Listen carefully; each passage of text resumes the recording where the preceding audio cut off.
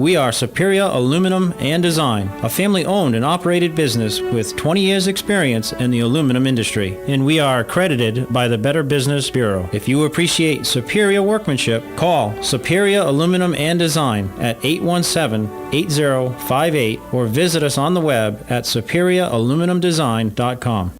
Ocala's information station, 1370 WOCA. Ocala!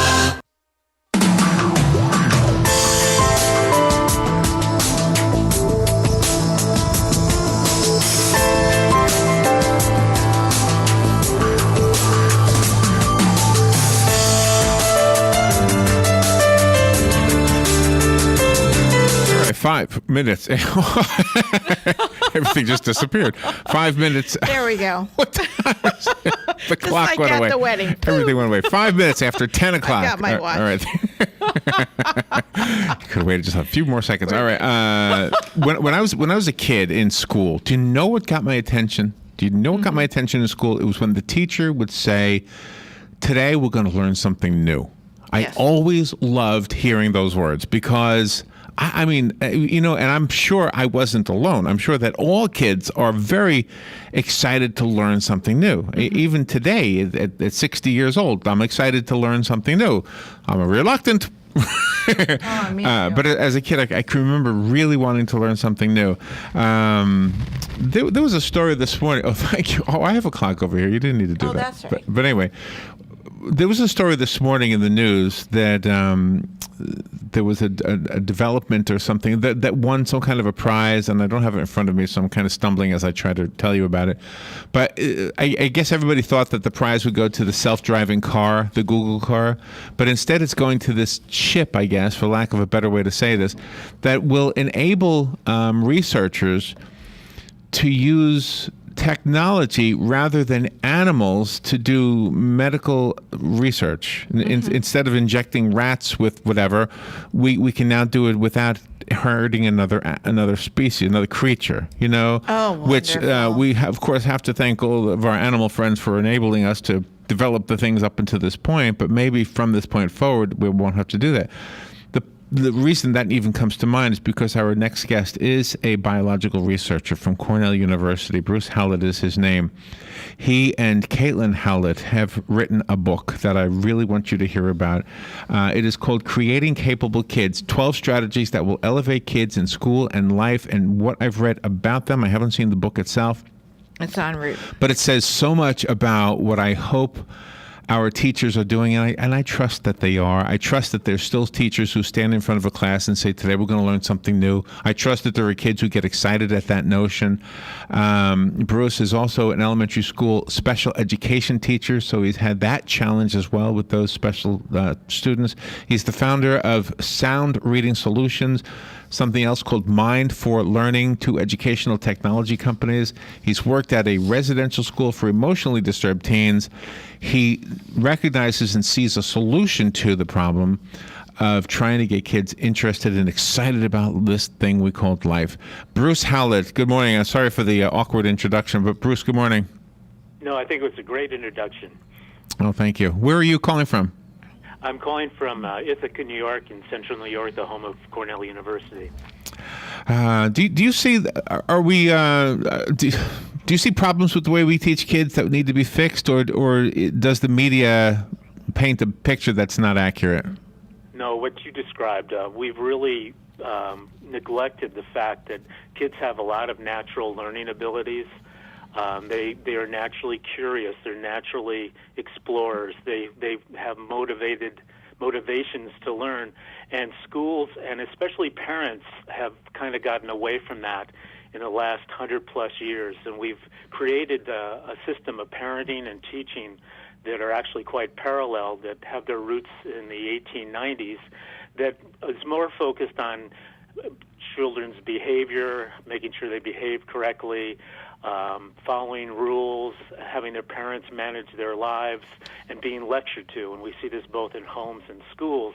And what this has done is taken away a lot of this natural ability to learn, which is what the relationship between an adult and a child really should be about, nurturing this lifelong learning interest, like you mentioned, and really developing what we call capabilities, a wide range of learning capabilities that will allow children to problem solve, find meaning, and learn continuously in their life so they really have the best shot at success.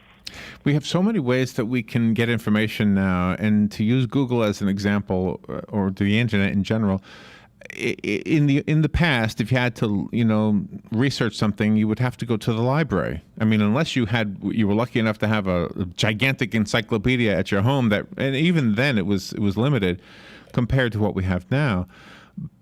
And I've heard criticisms that because of the fact that it's so easy, you just take your phone, you swipe it across a couple times, and you know the answer to something you're wondering about, that we have lost that ability to dig inside of ourselves for some answers. I don't know that I agree with that, though. I think just because it's quicker doesn't mean it's not as effective. Right. I mean, one side of learning is acquiring knowledge. The other is being able to do something with it. And schools and parents have really shifted heavily to the acquire knowledge side. And in the process, they've neglected the fact that a lot of intelligence, a lot of learning is based on imagination and creativity. It's based on the ability to tell a story. You told some very good stories just as the intro to this. It's being able to listen. And we have these 12 capabilities that children really need to be able to not just have the knowledge, but to use it to problem solve, to figure out how to have good relationships, to moderate their emotions, and to figure out what they want to do in life, which is a big piece. So schools have gone very much to the information side of it, and they've neglected all these learning capabilities that the children have really had for tens of thousands of years. And in the 1890s, they decided schools should be about lecturing in 4 subjects, and should be about standards, and we have that same model now. And they pushed aside all these wonderful capabilities that children have to find out about the world they live in, about themselves, and about their relationships to others and their environment. And that's what's frustrating about some of the school systems is that there are special schools and special classes for children with autism, Down syndrome, ADHD, and these children are trying to be pulled out of their shells to be creative, but then you've got the quote unquote quote unquote normal children who the school systems are taking away the band programs, the art programs, and anything that's creative, and trying to put them in these niches where they have to do numbers. They're forced to do numbers, and their creativity of their own inner being is forced away. Right, and that's what Creating Capable Kids is really about. It's the story of 3 children, one who's academically successful but is actually totally bored with school, would like to drop out in 5th grade because she's a very creative person, she's a very imaginative person, and she has a lot of good social skills, and she feels that they're not really being used or improved by being in school. This second student is just an average student, and we just neglect kids who we call average and not try to find out what are their special interests, what are their special talents. And the third student is a special needs student. As you mentioned, I worked with a full range of special needs kids, and what I found is many times they struggle in reading, writing, and math, but they have all these other capabilities that school doesn't even tap into. We see this with a lot of children with dyslexia. They become great executives, but no one looks at what are their strengths. We only look at the few weaknesses in these few areas, and we basically neglect them. Oh my goodness, I can relate to this so much. At the risk of sounding, what's the word when you talk about yourself? Narcissistic. Yeah. I want to tell you. I want to tell you my little story from when I was that age. I'm a big guy. I was probably 6'6" in high school. I was probably already the height that I am now at that time, and I'm a big guy. My interests, however, had nothing to do with sports. If you throw me a ball, I will miss it. If you send me to the outfield and tell me to catch a ball, I'm going to panic when it's coming my way because I don't know what to do. If you ask me to throw garbage into the garbage pail across the room, I'm going to miss it. So basketball was out. Everything was out. And I was tall, obviously, so I was constantly being recruited and made to feel bad Yeah. when I was no good at the thing I knew I was no good at. However, I did have talents that at this point in my life, people always say, "Oh, you're so talented." And I said, "No, I'm not. You know how many things I can't do?" Because I have decided to take those things I can do and make a living with those things. And if we could have done that, if the teachers in my school years could have said, "You know what, he's a big guy, but he's really more interested in entertainment than he is in sports. There's a place for him." And I only bring it up to wrap up my narcissistic moment here, just because I think recognizing that is my way of seeing what needs to happen for my son. Exactly. And this would be a good point to say that the book is written for both parents and teachers, because one of my neighbors who's a researcher at Cornell has discovered that about 80% of the difference, the variance in academic ability in kids is not due to things that they learn in school. It's due to what happens on the outside. And parents really are the key. And if they're spending all their time, worrying about, is the child going to be well behaved, if he's going to get into college, even if we're 12 years away, doing all the thinking for them. I read the other day there's this, there are now parents who are called snowplow parents, and they snowplow. They level the field for the kids so they never have any problems. So the kids I love that. Problem solving. Yeah. You can add this to helicopter parents that are always overlooking their children and managing their lives. But it's very important that parents get back involved and build what we call a learning relationship with a child. To understand that the primary relationship between a child and a parent is one based on learning, and not just the school type. Starting at infancy, learning by exploring, by being active, by telling stories, Right. by being imaginative, all these ways that are really the key to being successful in life, that both parents and teachers should get on board and find out what really sparks a child's interest and help them to develop these capabilities so that they can learn throughout their lives, so they can handle any kind of problem that life's going to throw at them. And life throws at kids tons of problems, and their parents shouldn't be solving them all. They should help their kids learn to be good problem solvers. Absolutely. As a biological researcher, I'm guessing you can appreciate this analogy or this metaphor. Whenever we have an animal that is not in the wild and we're bringing it up, we always are very careful to make sure it knows how to take care of itself, because when we're going to put it back out into the wild, it needs to know how to do that. If like my dog would never survive.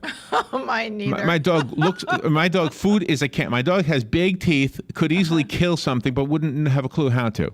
Yeah. Right. And I think that's the same thing. Using it as a metaphor is if we bring up our children that way, they're never going to know how to survive in the world. Right. They have to find their own way in life. They have to find out what motivates them, what their interests are, and how to, I keep bringing up problem solving, but that's one of the biggest things, but also to find ways to enjoy life, to be able to explore themselves, to understand, how to regulate their emotions and deal with the relationships, which are often the biggest problems for a lot of us. But we don't really have a school or a parenting system that really is focused on that. That's true. Yeah. You also bring out that people have to be careful of the resiliency of the child, because you don't want the child to keep their emotions bottled up and not share, because that is not healthy either. And that's one of the biggest movements in schools is both this mindfulness approach, which is helping kids be aware of their changing thoughts and emotions. Kids make all kinds of errors in thinking and all kinds of errors in judging their emotions. And that, combined with what often schools are doing now, is also providing cognitive behavioral therapy, so kids can look at their disordered thinking or the way that emotions impact thoughts and their relationships, and do it whole school. Really have schools and parents focused on a child's overall well-being instead of just being able to score well in reading, writing, and math and maybe get to college. which is a great goal, but 50% of kids are going to drop out of college, and they need more. Reading, writing, and math is not enough, for expertise in one subject is not enough to be able to survive in this very complex environment that we live in. Do you know, when we were kids, and I'm sure it's still the same now, there were great teachers and then there were so-so teachers. And the curriculum has always been the same. The curriculum is the same for teacher in room 101 as it is for the teacher in 201, right? Right. The same curriculum. But the great teachers will always rise above. And I'm sure they're still out there. So whatever criticisms we might have of our schools, there are teachers out there who are the exceptions to that criticism, who are probably doing exactly what you're talking about in spite of whatever. You know, these are the teachers who say, I know how to do this and I know how to motivate these kids and I've got a creative idea and I may never get a golden apple for it, but guess what? This is going to help these kids learn. Exactly. And part of the problem is that the Common Core standards are getting narrower and narrower. And what you're bringing up is we're making the holes that kids have to be jammed into smaller and smaller.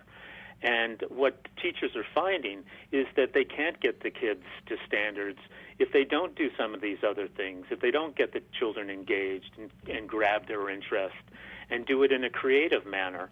And those who do almost just put away the way that they are supposed to teach, mandated to teach, and open up teaching to this much more natural way of learning.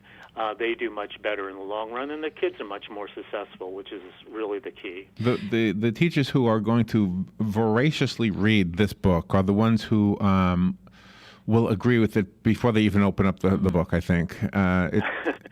Probably, yes. Yeah. And social skills and common sense are so important.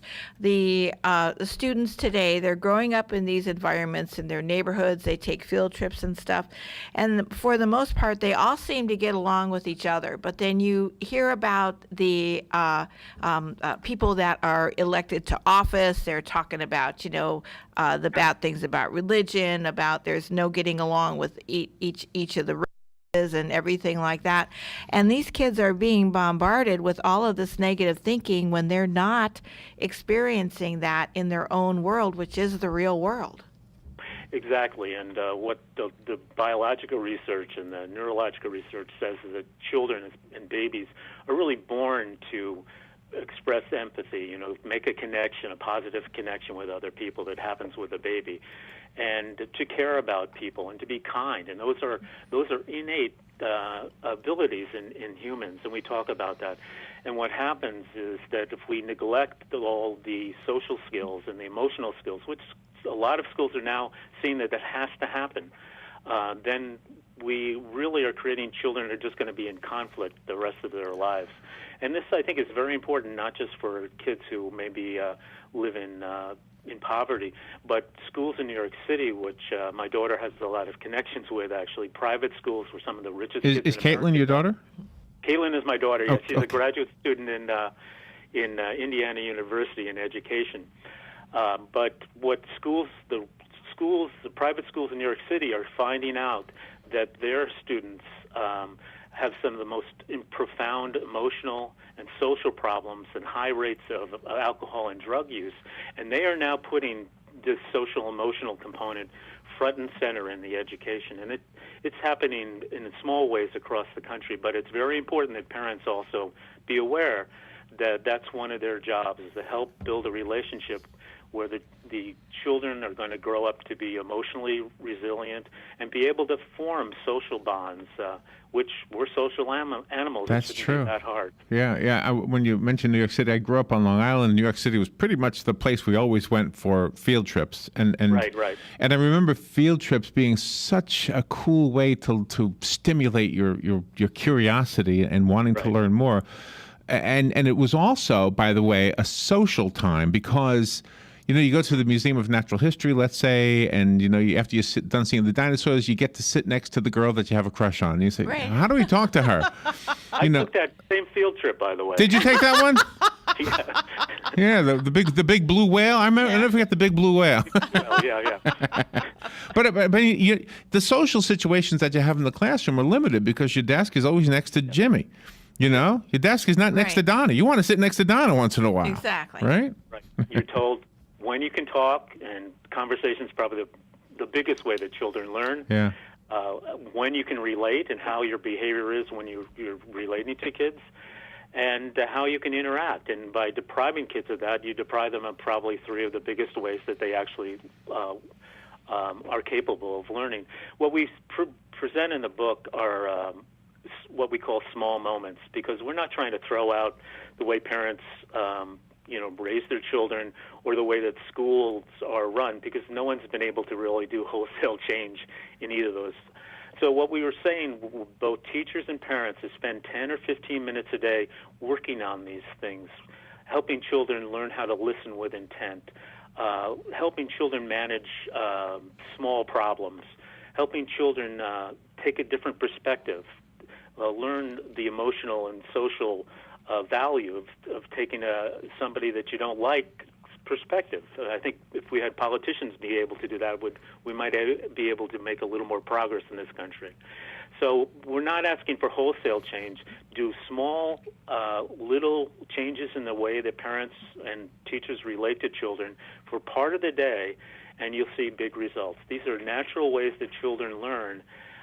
And so they don't require a huge push or a new curriculum. They just require that adults and parents frame the way that they relate to children. You know, and I love your little bit at a time approach, because if a school, I don't know how they get around if the curriculum is confining, if the Common Core thing is really limiting, then maybe there could be one period a day or one time of the day where they say, you know what, this is our time for us to just kind of explore something. And on Mondays, it's going to be science related. On Tuesdays, it's going to be, biology related or something.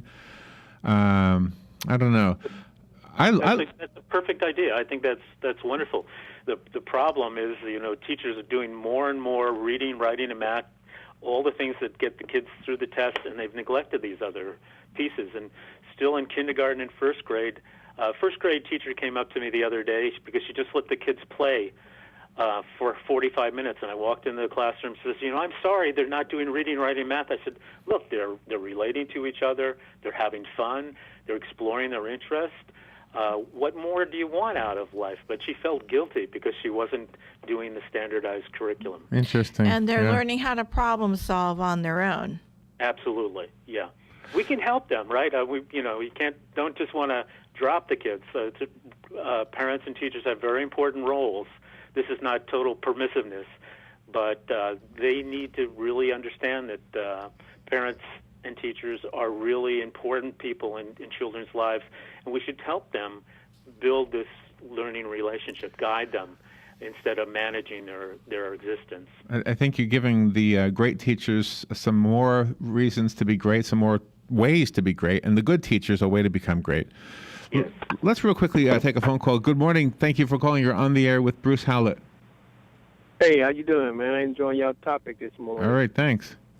Yeah, and I was thinking about what he was saying, as far as teachers is concerned. We don't have teachers like we used to have. They had compassion. Some had compassion, some cared. And as far as I see, as far as the schools is concerned, and you mentioned something about, kids going to college and everything, I think we just need to get back to the basic. Teach kids in high school, teach them life courses, like, since they took out agriculture, they took out a home economics, and all, work, all type of stuff that they're going to need to survive and have a job, because everybody ain't going to have a career. Everybody going to college, they're going to be a doctor, a lawyer, a professor. They just need to get back to the basics and just teach, these kids how to live. Yeah, and I think you're right. When a teacher understands that that's part of his or her role, and when we as parents understand we are also teachers, Exactly. and also do those same things, then it becomes a better environment for everybody. Thank you for the call. Appreciate that. Bruce, I love what you're saying, and congratulations on writing a book with your daughter. That's cool, too. Yeah, that is pretty awesome. talk about changing a relationship. It was, did it? Quite fun. Yeah, and the other thing, which one of her big points in the book is, it allowed her to speak directly on a same level, and she could actually kind of, I don't want to say talk back, but we had a lot of great arguments. And she said at one point, this is what I missed, when I was in elementary Wow. school, being able to argue with you. That says a lot. I'm sorry, I did it. And we learned so much, and we strengthened our relationship by doing it. So it was both a great exercise, but it was also, we have a much stronger relationship after doing it. That says a lot. Bruce, thank you for being on the air with us. We're already over time, but give us real quickly a way to get the book. It's called Creating Capable Kids. It is on Amazon.com. That's probably the easiest way to get it, or you can get it from our publisher, which is New Horizon Press. Okay. Bruce, thank you so much. Definitely come back anytime, and I think you're making the world a lot better place. Just keep doing it. I think people will be reading the book and changing the way they approach. Maybe somebody at the school board will figure out that this is important. Exactly. Yeah, I hope so. Thank you very much. Thank you, Bruce. We will take a break. This is WOCA Ocala. Mitchell relations after revelations the NSA may have eavesdropped on French leaders, and our economy contracted in the first 3 months of the year, but not as much as previously estimated.